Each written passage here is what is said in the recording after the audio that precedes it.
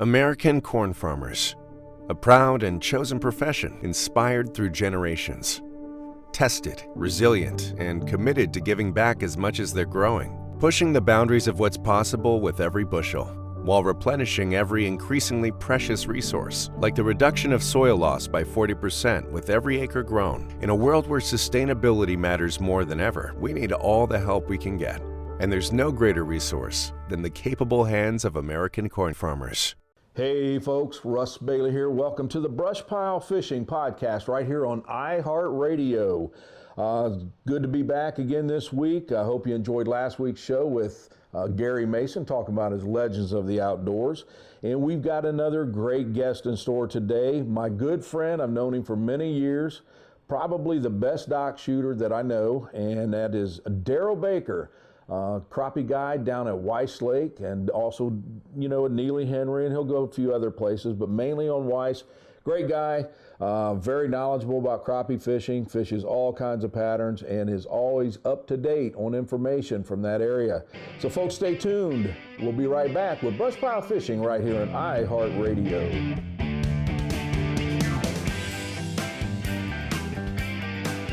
Hey folks, welcome back. Russ Bailey here on iHeartRadio, BrushPile Fishing Podcast.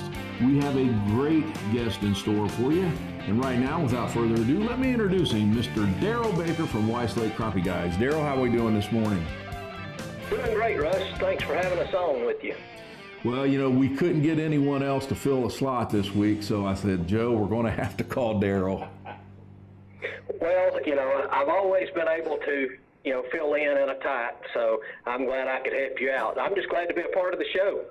Well, all joking aside, Darryl, I love fishing with you, and sure appreciate you joining us this morning. We are in the middle of August, and here in Ohio, it's extremely hot. So I'm just going out on a limb here and saying it's a little bit warm down there in center Alabama. It's very warm right now in Alabama. Here, the biggest thing we have is the humidity. We can stand the heat, when it's 95 to 98 degrees, but then you mix in 98% humidity, you just want to stay on an air conditioner. Nobody really wants to get out and fish a whole lot. We are getting out on the lake some, usually early in the mornings, maybe late in the afternoon, but, by 9:30, 10 o'clock, you're ready to go. The fish will still hit, it's just the anglers are ready to get off the water. That's right, and we've also noticed that the best fishing for us right now is just right at daylight. We'll slide the boat off the trailer and ease out, right before daylight, and, it's still dark. We're just really maneuvering with electronics, but once we get out there, we get set up, start fishing, just as it starts cracking daylight, we seem to catch quite a few fish and some nice fish for this time of year. However, even once we get on up 6:30, 7 a.m., the fishing really starts slowing down once that sun really creeps up. Absolutely. Darryl, how long you been guiding down there at Weiss? Well, I started my actual guide service back in 2004. Then I got to where I was turning down so much business. I actually increased a little bit and added a second boat to my guide service. My brother Jeff came on board with me.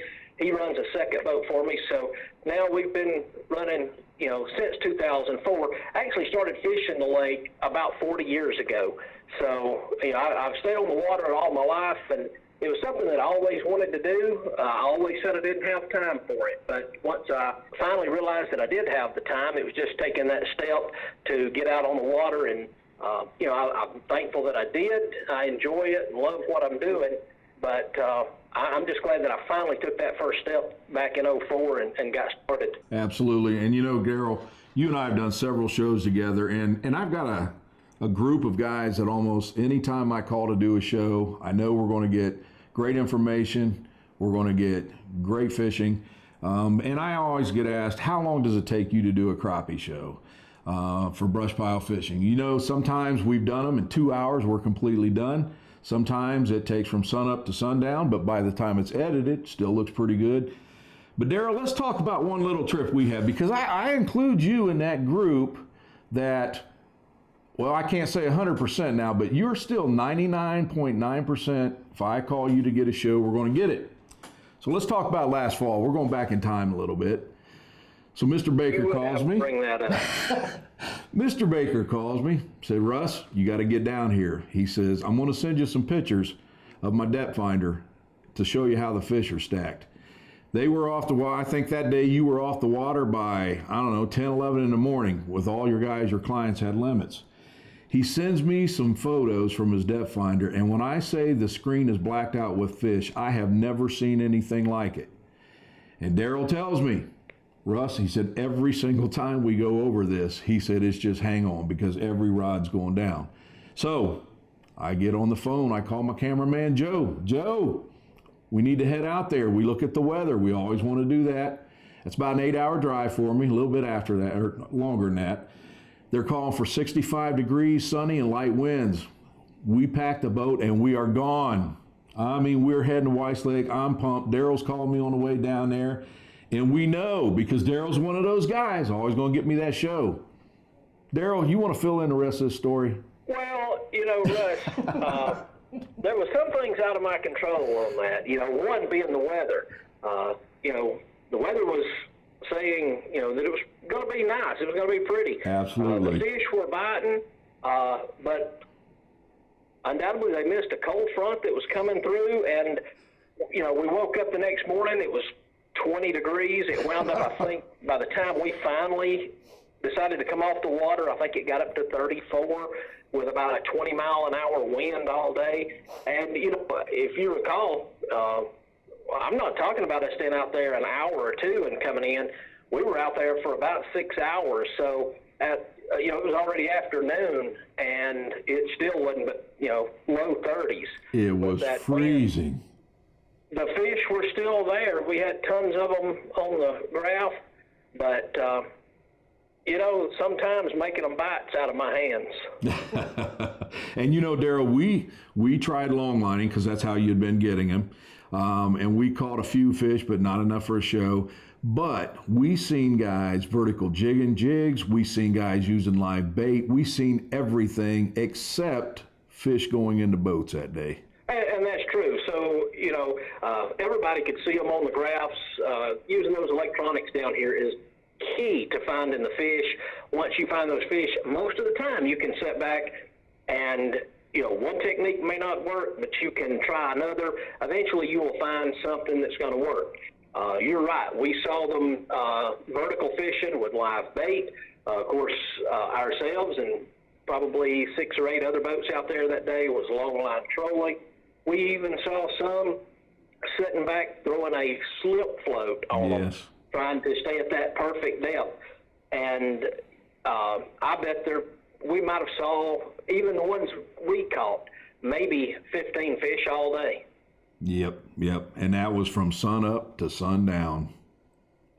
And folks, that was a cold day. If you're a new, yes, it was. If you're a new angler, you're going to a new lake, you definitely, I would recommend hiring a guide. It takes a lot of guesswork out, especially if you're going to be there for 2 or 3 days. You go out with that guide, you're finding out exactly how he's catching these fish, and it just makes the rest of your trip better. But it just goes showing, no matter how good a guide you're with, and Darryl is one of the best in the business, the good Lord above still controls what the fish are going to do that day. And that was just one of those days. And I don't get upset about it because I fished for a long time. I know how it is. And I know my chances are absolutely excellent with Darryl getting this. And one of the things I think that sets a great guide off from a good guide, and Darryl has this, is not only is he taking you out there and you're going to catch fish that day, but Darryl is going to interact with you. Darryl is a people person. He loves talking. He loves talking about his interests, wants to listen about what your interests are. He's also going to teach you why he's fishing this way, how he's doing it, the technique. And there's a lot to be said about that because I've been, I fished with a few guys that I've taken out on guide trips and they don't want to talk at all. And that makes a long 8 hours. But if you want to learn something and you want to have a good time and cut up and laugh and carry on, Darryl's your man. In Weiss Lake, it's known as the crappie capital of the world. Darryl, a couple years there, Weiss did go through some bad times. but it has definitely made a comeback, and it's back to what we call the crappie capital of the world. Well, Russ, touching on the fact that we've had some down years, that's very true, but it's like any other lake. Lakes are going to go through cycles, and we did. We've had some good years, some bad years, but all that is based on spawn. Now, here in Alabama, it takes about, of course, we have a 10-inch size limit on our crappie here on the lake. Everybody else in the state of Alabama is a 9-inch limit. And over the years, we have figured out on our lakes with our temperatures and climate, for the most part, it takes 3 years for a crappie to go from being hatched out to being at least 10 inches in length and being a keeper crappie. Okay. So, when you have a super good year and you're catching tons of good keeper fish, you can back up 3 years and try to think about what kind of weather you had during that time. If you think about it, 2017, Russ, was a fantastic season, and it's still continuing on now. But that tells us that in 2014, the crappie spawn on Weiss Lake was just absolutely phenomenal. We have a lot and a big population of 10 to 12-inch fish right now, and this has been going on for the last couple of years. Now, that could change over the next few years. All of that depends on Mother Nature with the spawn. And like I said, that's another thing that's out of our control. We hope that the Army Corps of Engineers and Alabama Power, they leave our lake levels steady and things of that nature. We hope we have good weather. And all that helps play in with the spawn. But, therefore, we can't control all of those aspects. And, we just have to hope that we have a good spawn year after year. And, we do a repopulation of the lake. They do a restocking program here yearly. They put in the black-nosed crappie. And every little bit helps, and we are thankful that we have those kind of programs in place here. But there is nothing that will restock a lake like Mother Nature and the spawn. The spawn a good crappie spawn can do more in 1 year than you can trying to do a restocking program in a lifetime. Absolutely. I agree with you there. And, I've been going to Weiss probably over 30 years now. And the thing that I love about the lake is no matter what style you like to crappie fish, you can do it there. Dock fishing is phenomenal. You can fish ledges, there's structure, you can spider rig, you can pull jigs, you can pull crankbaits. Super, super lake. But right now, we're in the middle of August, late summer, and then we're going to transition into fall. What pattern are you fishing down there, Darryl? Hot summertime, we're vertical fishing, straight down live bait, and you're going to have to fish the tight to the brush. They're deep in the cover, very light bite. You really have to be paying attention. Sometimes you'll just see your line begin to move off one way or the other just a little bit. The water is hot, 85, 88 degree water temperatures currently. They don't do a lot. They're lethargic when it's like this. So you don't get a lot of the hard hits that you would say in the spring or in the fall when the water temperatures are cooler. Now all that's going to transition now, Russ, in about 60 days, 60 to 90 days out. As we get into the fall fishing, of course, vertical fishing those ledges will still be good, but you come every year in the fall down here just for that. But when the water temperature starts dropping, those fish get active. Here on Weiss, they get on the docks, and the dock shooting can be phenomenal. Absolutely. And let's go back real quick to the minnow rigs. Are you using something like the Caps and Coleman rig by B&M? Virtually I'm using, I either use one of their rigs or I tie one of my own. But it's basically a drop shot rig that we're tying. Use your electronics, find the brush, find the cover, locate the fish in that, and then target that drop shot rig right there to the fish. And just hope in this hot weather that you can finally entice one to bite. To me, right now, it seems like the live bait is the best alternative that we have.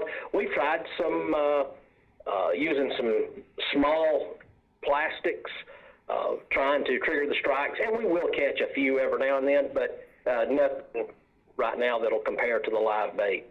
Gotcha. Now, when you're doing that, are you single pole fishing, or are you putting those in rod holders and spider rigging? Well, I try to do a little bit of both. I will spider rig. Of course, here we have a 3-rod per person pole limit. So a lot of times I will put 2 in a rod holder, and then I will have 1 in my hand. I have found where it really did not matter. You'd see the rod move or the line swim off, but I have had it several times to where if you was not holding that rod in your hand, the bite is so light you wouldn't have known that you had a strike had you had it in a rod holder. I agree with you, and I've actually been down there and fished that style with you where the bite was like that. Now, you're like me, you love dock shooting, and we talked about, or you said, that here soon it's going to transition to where those fish will move under the docks and you'll start dock shooting. What water temperatures do you look for when you actually start that fall pattern? Well, once the water temperatures start to fall, you got to remember these crappie are out there right now. It's 85, 88 degrees. Feels like bath water to them. Now, once that water temperature starts dropping through the 70s, the low 70s, especially into the 60s, that's really going to start them getting them active. They realize there's been a change. It's just like any other animal. They can realize, they know there's a change in the weather. They know that winter is coming on. They're going to start feeding up, and that's what they're doing. They're gorging themselves on the shad. We have a huge population of threadfin shad here in the lake, and they will just absolutely gorge themselves on that. Now, dock shooting really, when it gets in the low to mid 60s, and then even on as it drops into the 50s, they're really active. And of course, now on our lake, and you know this, I don't know if for the ones that have never been on the lake, you know, October is a super time to fish. Dock shooting is really good. Ledge fishing is really good. But if you're going to be out running the lake, use extreme caution. That is one thing in hiring a guide that he can show you is how to run the lake, because this is a drawdown lake. They drop it every year 6 feet. It can make for some tough running. You can tear some stuff up really quick. Yes, sir. And that's, you know, that's the same on a lot of lakes when they start drawing that water down. When you're talking dock shooting, Darryl, what kind of equipment are you using? What kind of test line, high vis, clear line? What kind of rod? What are you using, bud? My perfect setup, I love the 5.5 foot B&M sharpshooter rod. That is my go-to rod. I use that with the B&M Pro 100 reel. And a couple of years ago, I got turned on to the Gamma optic yellow line. I love that high-vis yellow. You can see really, really well. Now, for a long time, I used 6-pound line. The last couple of years, I've actually dropped to a 4-pound line just due to the strength of the line that Gamma has. That is, I've used it all. There's not many out there that I've not used, but by far Gamma has been the strongest, and therefore I was able to step down from 6-pound line to 4-pound line and still have basically the same break strength. It has really, it actually made a big difference in seeing some of the lighter strikes. Gotcha. And I've also went to the 4, and you're right. You really see the strike better than a 6, and it's hard to explain to someone, but when you take them both out, you'll see the difference. My good buddy Jake Hanksler, him and I was fishing, I think down in Neely Henry, and he had started using 4, and that's when I got to see the difference. I had the 6-pound test on, and he was seeing more strikes with that 4. It really jumped more than the 6, and I started using it. And right now, Darryl, let me just tell you, Joe, my production man, cameraman, you know Joe, he's in the studio with me, and he keeps sending me notes saying, if we come back down there, are you taking us to Tony's Steakhouse again? So I got to ask, man. Well, Russ, I was going to, last time you were here, I carried you, I bought your dinner, and fed you well before you headed back to Ohio. This time, you're in luck. They actually now take debit cards, so we're covered on all bases. See, folks, what happened down there? We were going to buy Darryl's lunch or supper, and when we got there, we didn't have cash on us. We had cards, and they didn't take it. So they do take those now. Yes, they do take them, and so, hey, we're in luck, but, come on back down and we'll still buy your lunch. Okay, make sure you bring a card then. Darryl, I'll tell you what, man, it is always, always, always a pleasure talking to you. It's even better when I get the chance to fish with you. We're definitely going to get that long line and show in, hopefully this winter or early spring, right there on Weiss Lake. Darryl, if someone wants to learn more information about Weiss Lake Crappie Guides or book a trip with you, what do they need to do? For us, they can find us all over the World Wide Web at WeissLakeCrappieGuides.com, or they can give me a call at 256-557-0129. I'm pretty much available anytime, especially during the day and then early evening hours. I'll be glad to talk fishing with anyone. They can get on the website. Most everything that they might look for is on there, from rates to times of year to fish, what to bring, what you can expect. So if there's something on that website that they're looking for that's not there, hey, pick up the phone and call me, and we'll be glad to answer any questions for them. We'll give them the list of dates that are open. Now, the fall, we do still have dates available for this coming fall. The spring always books super fast, and we have very few dates already left for 2020. So it books really quick, but we can try to get them in. That's no problem. All right, there you have it, folks. Darryl, it's a pleasure. Thank you for joining us here at BrushPile Fishing on the iHeartRadio podcast. And good fishing to you, my friend. Thanks, Russ. Thanks for having me. And hopefully we'll be able to do this again. I love sharing information with the folks, and that's what it's all about, just being able to maybe give some information to somebody out there, stuff that you've learned over the years that maybe can help somebody put more fish in their live well. So thanks for having us, Russ. All right, Darryl, you have a great day, bud. Thanks. Have a good day, Russ. You too. And folks, staying on the Weiss Lake, if you would like to plan a trip down there, one of the places that I would definitely recommend is the Weiss Lake Lodge. Plenty of parking. They've actually got their parking lot to where you can pull your boat trailer in, not unhook it. They have electrical outlets for everything, so that's a Weiss Lake Lodge. Very close to where Darryl's going to fish at Weiss Lake. And again, folks, we were joking about that time we went down to tape the show with him, and Mother Nature was not nice to us. But I'll tell you what, I have always had absolutely super success with Darryl. Super guy and great to fish with. So if you get the chance, look his information up and book a trip with him. All right, folks, before we close, let's talk a little tournament action. Some tournaments coming up for the American Crappie Trail, which you can get information on AmericanCrappieTrail.com. September 13th and 14th at the Ouachita River in Louisiana. That's going to be a big tournament. Crappie Masters on August 17th at Truman Lake. This will be the final leg of the Missouri Championship. And then they'll be back on August 30th and 31st at Truman Lake with the One Pole Ultimate Challenge. You can get more information on that at crappiemasters.net. The Northeast Ohio Crappie Club, September 14th at Shenango, Pennsylvania. Good club there, fairly new, but a lot of members, good anglers. You can get more for their club at northeastohiocrappieclub.com. Switching gears and heading south, we're heading to Mississippi for the Magnolia Crappie Club, August 23rd and 24th at Ross Barnett, Mississippi.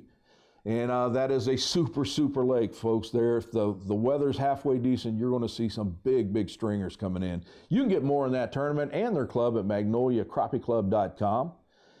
Going back down to Kentucky Lake Barkley, the Twin Lakes Crappie Club. They've got a tournament coming up September 21st. This is an open Fish Anywhere tournament.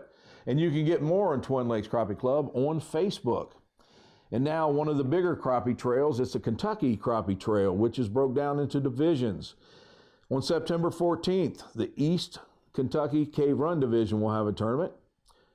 Cumberland Division will have one September 28th. The Rough River Nolan Division on September 7th. The Taylorsville Division will have their tournament September 21st. And you can get more information on the Kentucky Crappie Trail at KentuckyCrappieTrail.com. They also have a Facebook page. And one more tournament, we have the Eastern Tennessee Crappie Club. They've got a tournament coming up September 21st on Lake Tellico. So there you have it, folks, your up-to-date tournament information. If you are interested in fishing tournaments, give one of those trails a call. They all have Facebook or websites that you can get in touch with them. And before we leave, again, I want to thank Darryl Baker for joining us today. And to let you know, BrushPile Fishing, if you've never watched our show, folks, you can check it out on YouTube. It's totally free. You don't have to join anything. We'll be back on the Pursuit channel in January. We're on Fox Sports Time, Ohio.